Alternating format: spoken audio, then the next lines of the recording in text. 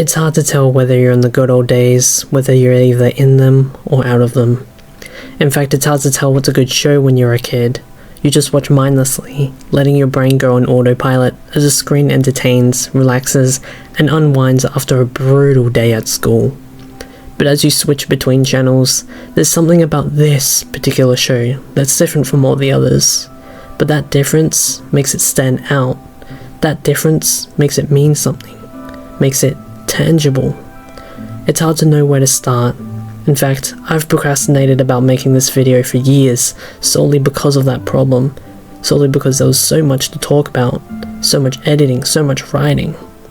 Do you start at the beginning of the show, the characters, or its themes?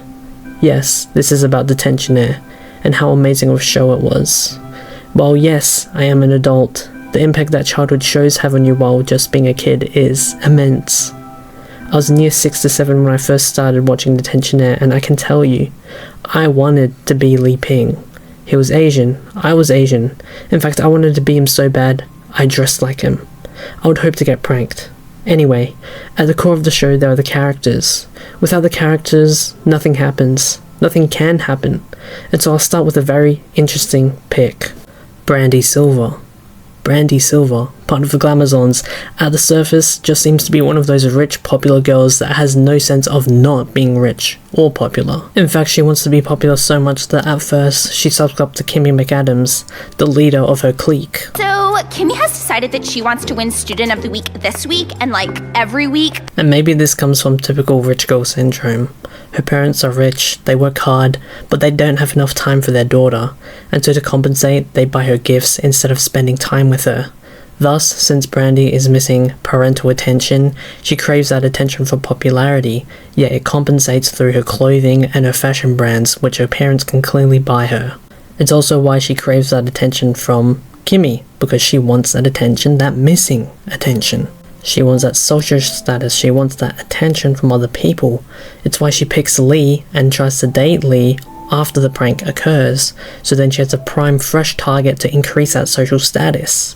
She's very assertive and direct with what she wants. That thing you did today, totally hot. Bumped your rep to the ceiling Maximus, so me and you are totally going around now, FYI. And she also thinks she deserves it, which is in fact the only reason why she started to date Lee. However, there's something much deeper, way deeper, something that lacked way before.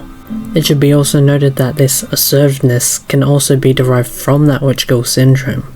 Rich people are mostly rather direct, straight up honest, and don't care about others' feelings as long as they get what they want, and who they want. Using these words, mannerisms that feel like a fist when speaking, almost kind of like manipulative behaviour. Maybe she also hasn't had to work for anything in her entire life, which is why she just expects Lee to date her, as well as thinking her social status deserves it. You and I are like the talk of the school. People want to see us, you and me, together, eating, talking, laughing. Hello? Now? In saying that, she also mentions that they're the talk of the school, and that's what they want, when in reality it could be interpreted that Brandy herself wants their relationship to seem perfect to others, so that others will adore them and see them as a power couple, thereby surpassing her previous social points.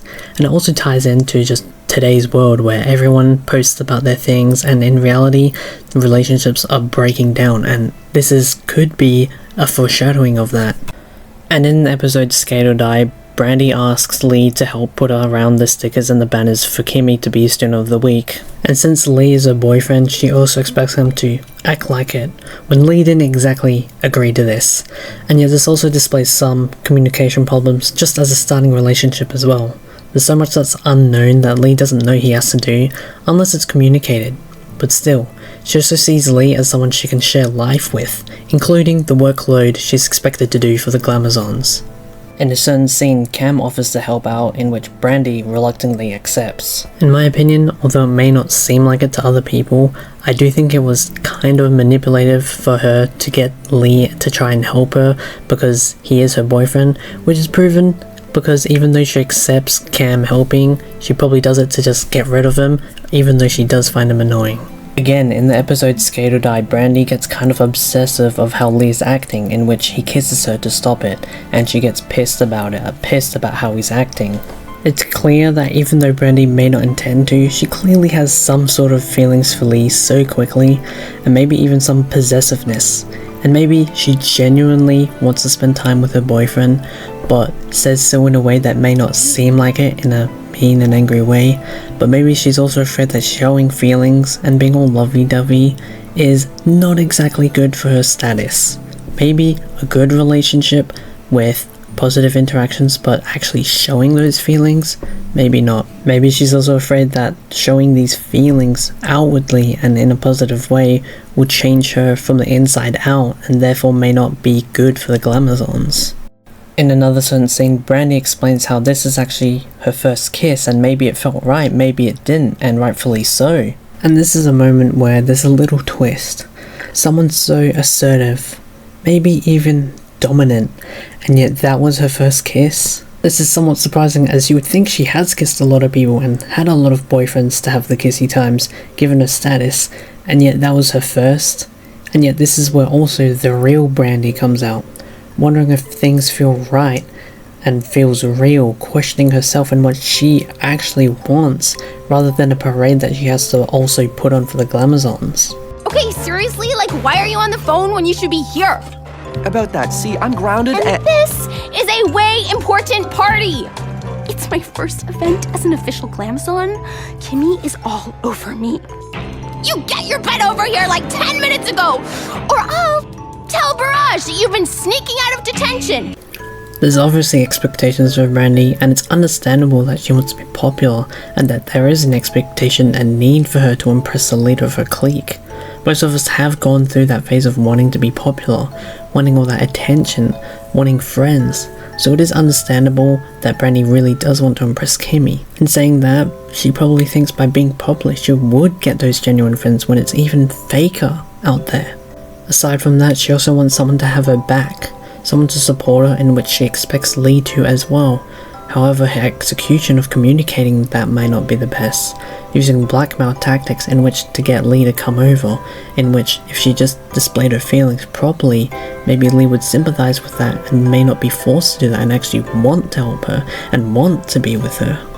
Here's the deal. I really have to impress Kimmy, so I need my man to have my back, okay? And it's honestly like these small moments in which the real her is revealed.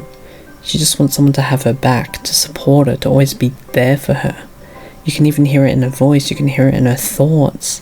And so maybe by having people over all the time, maybe by having all these popular people over, such as the jocks, the news people and other popular people, to boost that status, she follows the Glamazons, where it says, In case you missed the update in Glamazon relationships, the girlfriend rules the roost. which is probably why she was so assertive, because she's following the status quo. The status quo in which she can get that approval that she wants, in which she can get that attention that she thinks she needs. No boyfriend rules the Glamazon roost! Dance, or Barrage gets a voicemail. Tonight. And so here her actions are dictated by others' wants and needs, rather than her wants and needs. Because she doesn't know what she really requires. And maybe she may be good at communicating, but she's only good at communicating other people's conditions, but not her conditions. Do something! It's out of control! This party is pretty awesome. I may have been wrong about you. You're perfect for the Glamazons. And here's where so many things are real. The switch up, the taking of others' opinions, contributing to your current situation, an instant flip of an opinion, making it seem like you can't even think for yourself. These preconditions are what made the party bad, and yet the craziness is what made it good. It's the unpredictability factor that makes everything good. Ugh! Locked! But I have a note from my mom! And so given everything that we've said before, it makes sense that Brandy would want to get out of a place to prevent her from being sick. Being sick doesn't make you look the greatest, brings out all the snobber and slobber, so her getting out of an infected school makes so much sense. Also to maintain that she is in perfect health. In saying that, Brandy in this clip, Look, Vinny, you may have showed them who's boss with your whole blah blah blah school thingamajig. Brandy, or should I say Anastasia Nigma? Congratulations, dear. is good at acting and good at emulating emotions because she's acclimatized to being a fake person for her outer persona. She has to adapt her social personality to fit in and be popular, which is probably why she gets a part in a play. So, you never have time to hang out with me, your girlfriend, but you can sneak out to be in the school play? Well, don't worry. The play's now about the adventures of Carmen Brisante. And here's where everything just falls into place. She wants the play to be about her because everyone will see her. Everyone will give her a new form of attention, but also maybe she can shine in her own way, displaying her skills and be looked at as amazing just for doing what she wants to do. Maybe it's the only time where she isn't overshadowed by anybody or ruled by anyone. She also rightfully thinks that Lee is prioritizing everything but her, because it's twice now that this happens, but it's also complicated on her part because of their relationship situation. She has a bar that she established fully and only communicates it when she needs it, not said before or after. There are none of these boundaries that she said that she's wanted.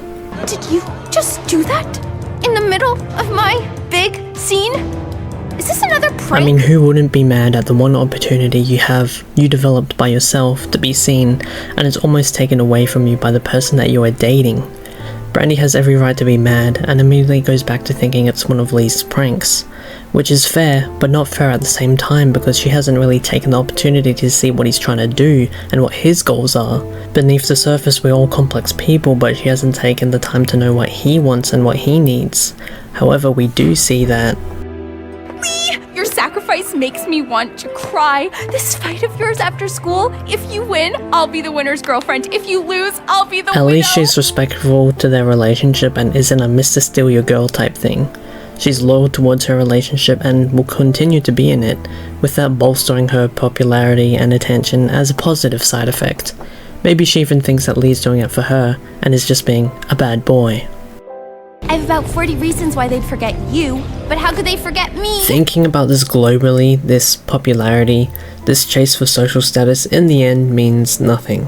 What does it mean if you can't build genuine friendships that'll last for a lifetime, friendships where people will sacrifice their life for you?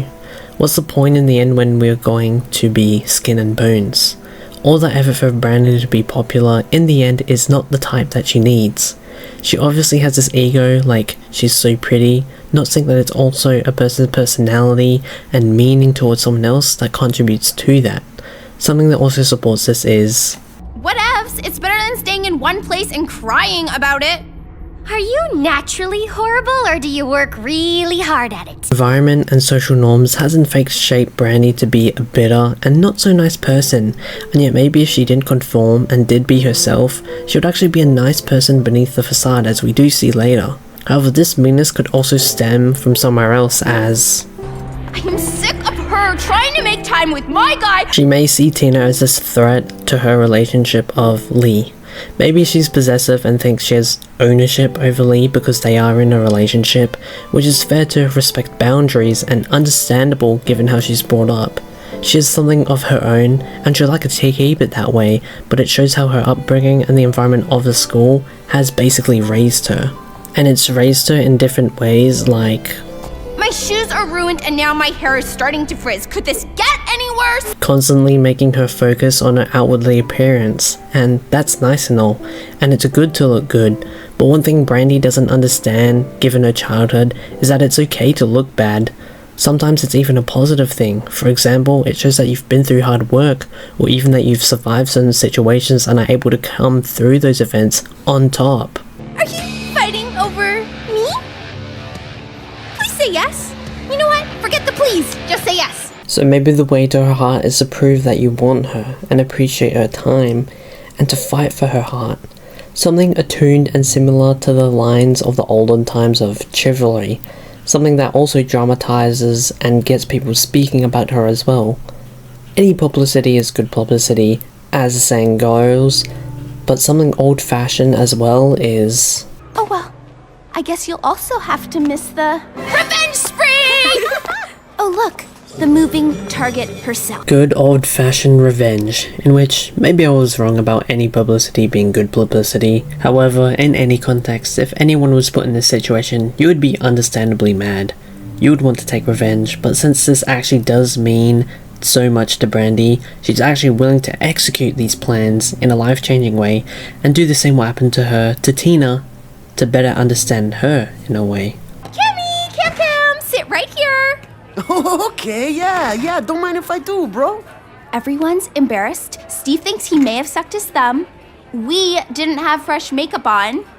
And Trevor made out with Drew, who is actually going out with Evan.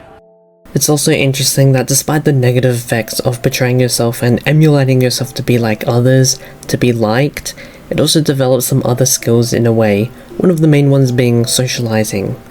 Brandy knows all the ins and outs and all the gossip of the whole event, while attaching herself and playing nice with the one guy that can protect her and everyone's reputation, future-proofing her and their position in the food chain, which is actually really good. One step ahead thinking.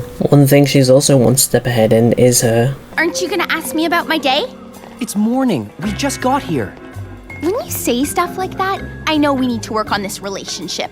Luckily for you, I've got the checklist to change all that. Relationships. Interestingly, Brandy really does care about their relationship in her own special way. Maybe she realizes that in order to get Lee interested in herself and know things about her, then maybe she should take a direct interest in him, whether or not she already knows these things already, like his eyes. It's also interesting that it's the magazine helping her, particularly in her own taste, which is still a really good start. Hey, hold up. What color are my eyes? Dark brown, gold flecks. On a rainy day, there's a slight hazel tinge. There is? The fact that she actually knows something that specific is actually a love language. Now, although it could show something more of an obsession, it does show that fully wholesome love. Like she is genuinely interested and invested in Lee himself. Sneaking out again? Perfect. I'll come along. Checklist time. Look, I gotta go after him. It's... Perfect. Something we can do together as a couple. The fact that she actually wants to spend quality time with him and basically has learned his schedule actually displays huge affection for Lee. And it doesn't even matter whether she wants to do it or not, as long as she's with her partner and she's happy, yet there's still emphasis on her fashion. I do really like the fact that they do have a checklist. It sets goals to the relationship to be developed further, and is always a goal to move towards rather than being stagnant and regressing. I was trying to look good for you. Oh, and if he does, he'll be the new coolest bad boy in school? And you're afraid that I'll want to date him instead? How almost romantic. And you know what, maybe it's actually because she's in love and actually has feelings for Lee, that she's a bit delusional and tries to see the love in his actions and even interprets further than what he says, despite there actually maybe not being love. Maybe it conveys the theme of being love is blind in its fullest capacity, and the fact that she'll believe a lie, no matter how small, just because she wants to see that love. One last thing. Favorite dessert? Yeah, triple chunk brownie. Gotta go. You didn't ask me what dessert I like. And so the thing here is, she wants reciprocation. She wants to be treated how she wants to be treated, by doing things in a direct but passive way, in hopes that he'll reciprocate. I guess that's how most relationships work, and sometimes people are selfless, but at the heart, we all just want to be treated how we treat others, give our love equally to or more than we get, just because we love that person, which is what Brandy is trying to establish, further emphasized by... Here, triple chunk brownie, for energy. Wow, thanks. Doing something really thoughtful, taking the time to make his favorite food, and have the appropriate footwear, so their date would actually run smoothly. And she may not be a detriment. Although Brandy may look rotten to others, she really does have a good heart when no one is looking. She does really sound sincere when saying for energy, like she did in fact make it, and she wants Lee to have what he wants, and she wants the feeling of happiness to be associated with her. I'm pretty sure I know who my mom is. Now, you can hand over our passes, or I can tell Mummy Dear over dinner how rude receptionists wouldn't let me in to see her. And so maybe having this side of her is actually good sometimes. Maybe everyone was too passive and scared, but by her being direct and honest, being in her own environment and pushy, having that rich girl demeanor of being demanding, she forces the receptionist to give her what she wants. Thus this demeanor has its benefits when used right, can help others and can help herself. Like she has this very unique skill set that no one would think she would have. Do you know your partner's worst fear? Oh, I'm guessing yours is the dark? You finally noticed something. Don't worry. You're safe with me. And this is where something deeper is going on, a major turning point in her arc. She has her own fears and needs, And maybe she's scared of the dark because her parents were never there in the dark, or were never there to comfort her to sleep because they were too busy making money. Maybe that's why she craves the attention of everyone, wants to be in that spotlight because she is in fact alone in the dark for too long. And I guess relationships really do get tighter under hardships, because in those is when you need them, that's when they're there and that's when it counts. That's why Lee holds her hand, and that's why they call after. I just wanted to say that was fun today. We should do it again. Sure. You're surprisingly crafty. See what happens when you actually get to know someone? In saying that, it inadvertently developed their relationship. Something that comes to mind is that Brandy is probably interested in spying on people because that's what she does as a popular person. And it's all about the gossip and getting into the right people's connections and books at the right time, and leveraging what you know and who you know to increase those connections. And with that scene, when she says that, it develops and uncovers her social mask, that she just wants someone to see her, and maybe she's just sick of acting fake and putting out something that she may not want to be and to be seen as. Take the slow route through the back hall, got it? An extra geography credit might make me take you more seriously. Oh, fine! It's also interesting to know that Brandy can and will take advantage of a situation she knows that she can get out of unscathed. Kinda like when you gossip and then she leverages that information to get what she wants. But in this case it's Barrage, and because Barrage originally initiated the dialogue, Brandy knows she can take it to the fullest extent. Li Ping, where have you been? Don't you ever check your phone? Okay, whatever. I've got this Killer Furries history test, and quick. What year did the Mongol hordes ravage the Caucasus Mountains? Surprisingly, Brandy does actually take her grades into consideration seriously, revising for a history test. Maybe that's because she wants to actually build a future and she needs that high school grade to pass, but she also relies upon Lee, her boyfriend, for help. Like, she can rely on him. He's the first person she goes to for help, because that's what a partner is for, and they are willing to, or would be willing to help. Anyway, She's probably just being contrary, anything not to be predictable. I think the reason that Brandy doesn't really question why Kimmy is dating Holger for the dance is because Kimmy's the leader of the Glamazons for a reason.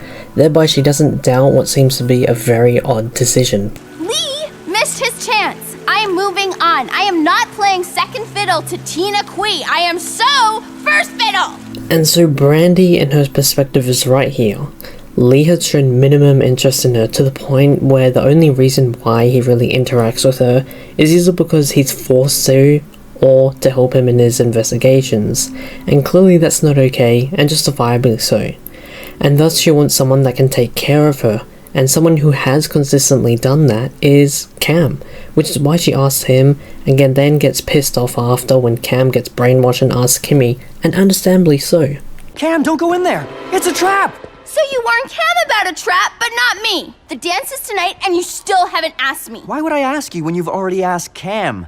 You told him? Hello, it's obvious you like Tina. The thing is, Brandy resorts to these actions when she doesn't see that she originally put herself in that situation. In fact, she basically forced Lee into this situation, and then is surprised and gets mad when he doesn't reciprocate, then justifies why she did a certain action, instead of just communicating what she feels. There are a lot of unknowns, and this was many of the lot. No one messes with my mind. Well, whatever it is, I'm with you. Hi. Me too. But there is no way I am doing that ridiculous yelly thingy. For one, she's against brainwashing, yet she doesn't see how socially brainwashed she is. Second, she doesn't want to be seen as unusual, so she does keep her normal mannerisms despite being with the group and with Cam. Speaking of Cam... Please, get over yourself. I'm the diva in this relationship. Whoa! Relationship? It does make a lot of sense that Brandy thinks that they're basically in a relationship now. To a lot of people, it takes a lot of courage to ask someone to the dance, and usually it's for that special someone you want to be associated with, that you want to be seen with, someone that means a little more to you than the average person. Or, given how she is with status and stuff, you would think that that's how it actually is, but she's actually accepted it because although she may not know it, she genuinely likes Cam. Our baby is gonna be a nerd. According to my calculations, with our combined genetics, our child will have the brains of Einstein but the social graces and looks of a... Princess? Despite her baby going to turn out as a nerd, she gets flattered and falls at the fact that Erwin, a nerd himself, would potentially add to their baby. The baby would be smart, aesthetic, yet socially smart, something in which Brandy seems to get over despite Orion being the baby daddy. This party highlights another killer party I can throw, which proves to the Glams maybe Kimmy's not top dog. Since Brandy wants to dethrone Kimmy, what's better than being associated with a group? Being the leader, being the pinnacle of what it means to be a glamazon, leading the new fashion trends, and she got emotional and she's got passion about it. In fact, she respects the role so much, she wants to be it. Something that she also respects is that I'm school president, okay? So I demand it. Fine. Wait, what? You sounded all official-like. And besides, it's too stressful making sure no one makes a mess. Brandy gives up and actually likes the authority from Cram, which shows that he can actually use it for the better of his status, which Brandy respects. Brandy respects status and therefore gives in to authority. And because she wants to dethrone Kimmy as the leader of the Glamazons. Okay, why is she talking to me? I did that assignment on dangling modifiers you needed help with. Oh yeah, that. Which is why she tries to associate with Brad to get that social currency. She respects that Brad's dad is a movie star and gets that extra aura. In saying that, she uses her skills and leverages her devious tactics to help Cam out. For example, she has an instinct and the intuition of knowing what to do for investigation purposes. Going on the offensive, nice!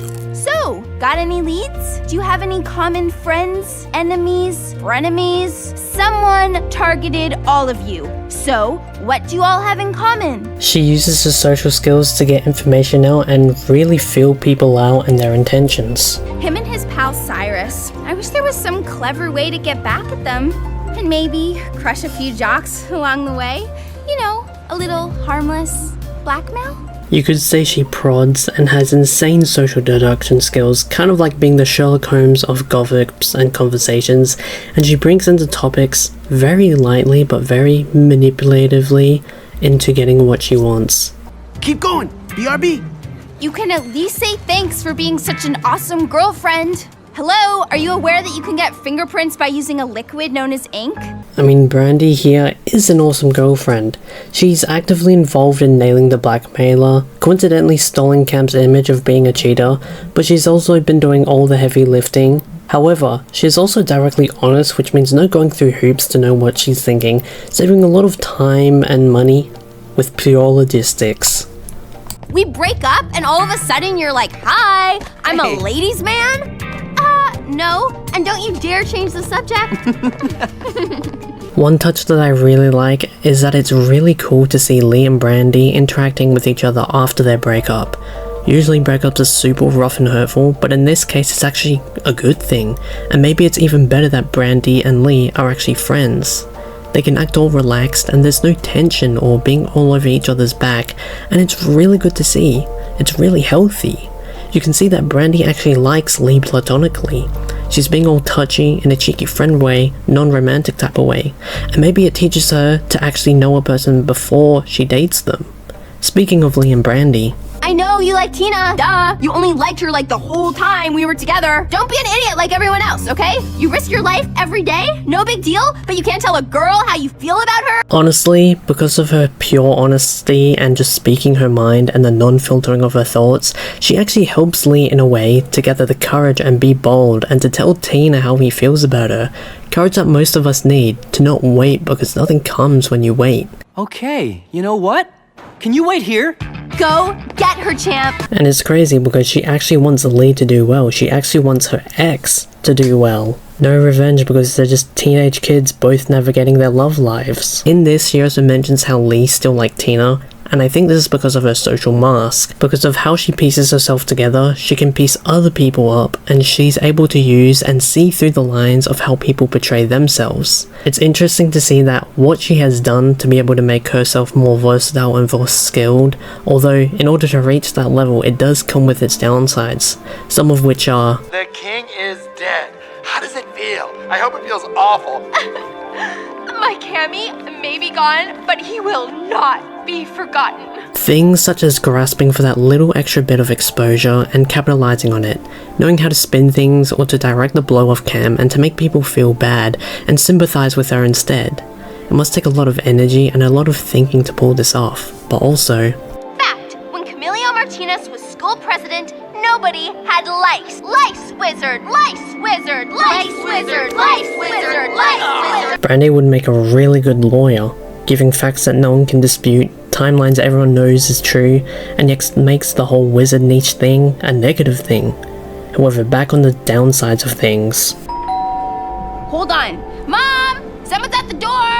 Her mum does most of the things for her, which is why she automatically calls for her to do it as soon as the door rings.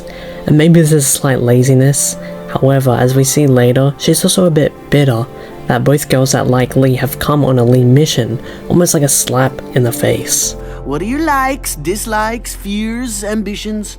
You really want to know all about me, or are you suddenly that bored? Brandy jumps at the chance that someone actually wants to get to know her. There's all this missed attention, and someone wants to get to know her. The real her, not her popularity, not her social status, but her. And maybe she would have tried and got this through the voting, becoming leader, becoming popular enough so that people will actually want to get to know her, that status making her interesting. But maybe if she is leader, then she can express herself however she wants and force people to know her in that way. In saying that, okay, you know what? My man Cam doesn't need to be president to be cool. He just is. Got it? and here is one of the major lore moments. It's here where she learns that coolness is not all about social status. You don't need to be present to be cool because he supports her. He's here for her, and he's trying to help his girl. And even though being leader means so much to her, it doesn't mean anything if you're not cool from the inside. You're way cooler and prettier than all three of those girls put together. Really? Oh, maybe not put together. I mean, yeah, totally. After her getting kicked out of the Glamazons, it's here that she needs someone to make her feel better. Particular moments that could make her feel better, but don't. And it's here she just wants someone or something. And she's leading all the clues for Cam to do it right. She just wants her boyfriend. Don't you get it? If I'm not in the Glamazons, it's over! I'm nobody! And so here she doesn't come to school because although she's realized that other people can be cool regardless of their affiliations, being a Glamazon has been a part of her identity that entirety we've seen her on screen. It's been her goals, her ambitions and aspirations, and for that to be taken away, that opportunity makes her sad. Of course! Now it makes sense. Tina is behind this whole thing. She totally never got over Lee, and so sick Chaz on me. Tina Kui, where are you hiding? Despite this, her old self still arises, in which she immediately jumps to anything bad happening to her related to the news as Tina trying to sabotage her, mainly because of her insecurities about Lee liking her. It could also be because though she unintentionally learns stuff without actually realizing it and developing her character without her actually seeing it, it could be because there's still resentment, and maybe in the future that'll change. But in any case, it is similar to how we immediately think of a certain person, or we jump to conclusions on certain things when that may not be the case at all. You know that pink sweater that went missing? I took it. I look better in it anyway. Here is where we do see the normal sassy lass. We got the vibe so aggressive, so direct, and yet that sweater would not match Kimmy at all. And maybe this shows another skill set of having a good color palette and a good knowledge of color theory, showing that she can in fact study when it's got to do with topics that actually interest her. Sweet, let's make it happen, Captain. It's here that she utilizes her skill to perfect use. It's here that she's sneaky, something right up her alley to do with gossiping, and there's no better way than to use her skills than she has to communicate, to socially rebel and revolt in silence. However, her character arc here has been so long and is finally finished. Finally a situation in which social status means nothing, a situations where students aren't in control, and it's finally seen that she is able to express herself and her uniqueness in a way that she can and that she wants to, and one that she excels in. Someone is so gonna pay for that. It finally seems like she's comfortable with herself, comfortable with being herself, and comfortable being uniquely her, satisfied and content, doing what she thought was not cool and yet she fully does it, fully being herself and expressing what she wants to do, and fully bringing out something hidden within her, and it's a wonderful finish to her arc.